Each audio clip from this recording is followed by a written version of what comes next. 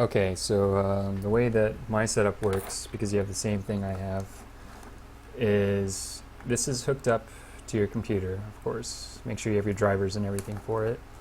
And then so what you do is, or what I do, is I have a third-party connector, basically, or audio video out, where the yellow, which is composite video, goes into my TV.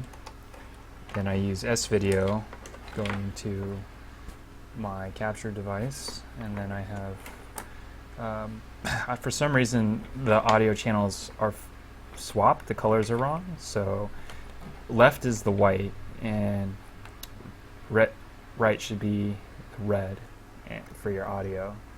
So that's how that works. Is you have the so white should be your left audio, red should be your right audio.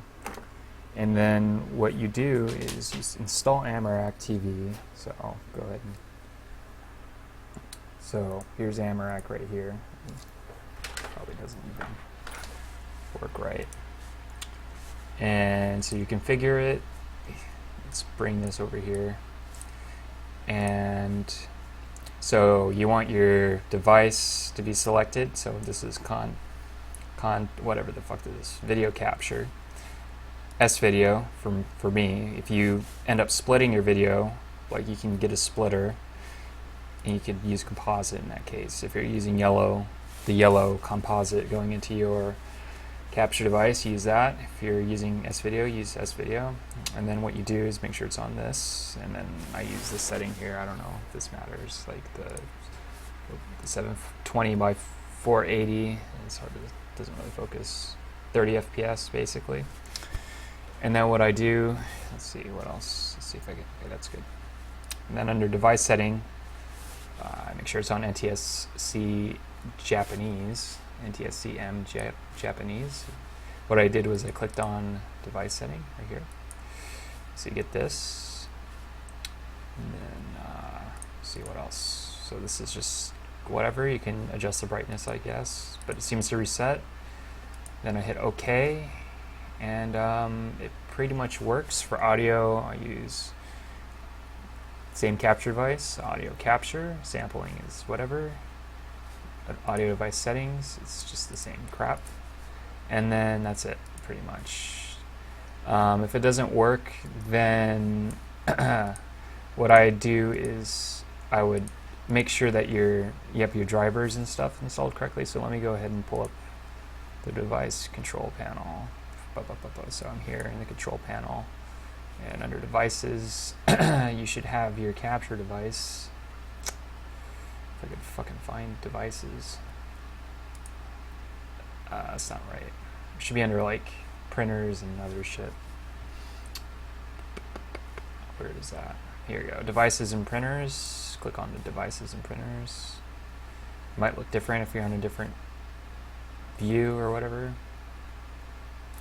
Alright, here we go. So devices and printers. And it's this.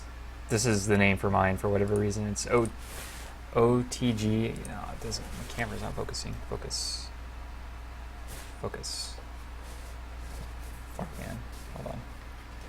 I can't get this shit to focus. Whatever. It says OTG 102 here.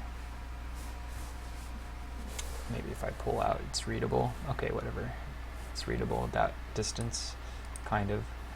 And this should show up. It should have drivers of some sort, I guess. I don't know. But it should show up. That's the point. And then that's it. That's, I don't know.